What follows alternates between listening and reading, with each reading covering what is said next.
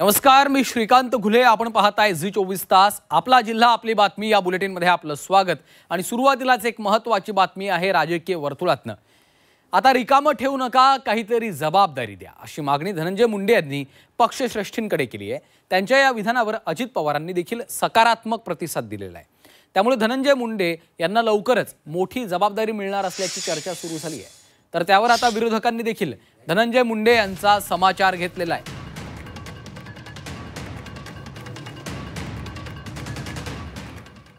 चुकलो तर कान धरावा, नाही चुकलो तर चालतं, पण आता रिकामं ठेवू नका.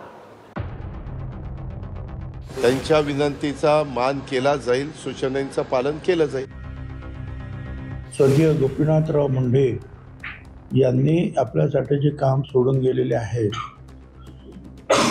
ओबीसीचं आरक्षण करणे, आपण सहभागी झालं तर बरं आहे, त्यांचं पण स्वप्न पूर्ण होईल. धनंजय मुंडे यांना जनतेच्या कुठल्याही कामापासून दूर ठेवावं असं माझं स्पष्ट मत आहे. ते प्रश्न आहे तिथलं काही करू काय, आपल्याला काय त्याची देणं घेणं नाही ना.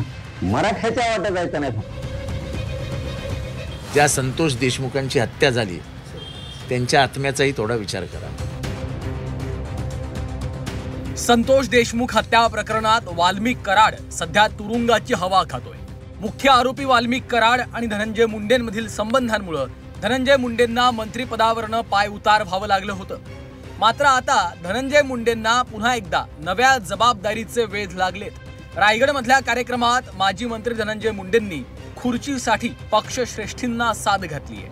तटकरेंच्या नागरी सत्कार कार्यक्रमात बोलताना धनंजय मुंडेंनी जाहीरपणे तशी मागणी केली आहे. आता आपल्याला रिकामं ठेवू नका, काहीतरी जबाबदारी द्या, असं मुंडेंनी म्हटलं. दरम्यान यानंतर अजित पवारांनीही सकारात्मक आणि सूचक वक्तव्य केलंय. चुकलो तर कान धरावा, नाही चुकलो तर चालतं, पण आता रिकामं ठेवू नका.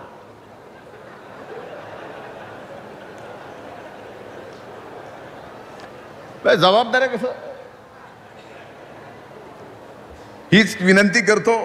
त्यांच्या विनंतीचा मान केला जाईल, सूचनांचं पालन केलं जाईल. त्यांच्या विनंतीचा मान केला जाईल, सूचनांचं पालन केलं जाईल. त्यांच्या विनंतीचा त्यांनी राजीनामा दिला काही कारणाच्यामुळे न्यायालयीन प्रक्रिया चौकशीची सुरू आहे. त्या संदर्भातला निर्णय पक्षश्रेष्ठी आणि युतीचे नेते मुख्यमंत्री अजितदादा एकत्रितपणे बसून घेतील. परंतु आता त्यांनी तसं म्हटलंच असेल तर ते पक्ष जो आहे तो विचार करेल. आणि तोपर्यंत आपलं मी मात्र एवढं सांगेन की एक काम जरूर आहे आपल्याकडे, बाकीचं ते काही अजितदादा बघतील. पण स्वर्गीय गोपीनाथराव मुंडे यांनी आपल्यासाठी जे काम सोडून गेलेले आहे, ओबीसीचं आरक्षण करणे, ते काम मात्र जे आहे आणि त्याच्यामध्ये आपण सहभागी झालं तर बरं आहे, त्यांचं पण स्वप्न पूर्ण होईल. वाल्मिक कराड प्रकरणात सामाजिक कार्यकर्त्या अंजली दमानिया यांनीही धनंजय मुंडेंविरोधात मोर्चा उघडला होता. धनंजय मुंडेंना पक्षातली जबाबदारी द्या, मात्र जनतेच्या कुठल्याही पदावर घेऊ नका, असं आता दमानिया यांनी म्हटलंय. धनंजय मुंडे यांना जनतेच्या कुठल्याही कामापासून दूर ठेवावं असं माझं स्पष्ट मत आहे. त्यांचा आता वेळ जात नाहीये, मला काहीतरी काम द्या असं त्यांनी साकडं आता तटकरींपुढे घातलंय. तर आता त्यांच्या स्थानिक स्वराज्य संस्थेच्या निवडणुका आहेत, पक्षबांधणीची कामं आहेत, अशी असंख्य कामं आहेत. त्यांनी पक्षाची कामं करावी, पण जनतेच्या कुठल्याही पदावर हा व्यक्ती परत आला नाही पाहिजे. ते प्रश्न आहे तिथलं काही करू काय, आपल्याला काय त्याची देणं घेणं नाही ना. मराठ्याच्या वाट्यात जायचं नाही. पुन्हा आमच्या नादी लागायचं काम करायचं नाही. ते त्यांचा वैयक्तिक प्रश्न आहे. नसता अजितदादाला सुद्धा अडचण उभा करणार नाही. मराठ्यांचा जर त्रास झाला रे बाबा, अजितदादाचा कार्यक्रम झाला. वाल्मिक प्रकरणात धनंजय मुंडेंच्या मंत्रिपदाच्या राजीनाम्याची मागणी करणाऱ्यांमध्ये राष्ट्रवादी शरद पवार पक्षाचे आमदार जितेंद्र आव्हाडही आघाडीवर होते. आव्हाडांनी थेट सभागृहातच धनंजय मुंडेंच्या राजीनाम्याची मागणी केली होती. आता त्यांना पुन्हा जबाबदारी देण्यावरून आव्हाडांनी भूमिका स्पष्ट केली आहे. शेवटी त्यांचा पक्ष आहे, त्यांनी काय निर्णय घ्यावा त्यांचा त्यांनी घ्यावा. फक्त ज्या संतोष देशमुखांची हत्या झाली त्यांच्या आत्म्याचाही थोडा विचार करा.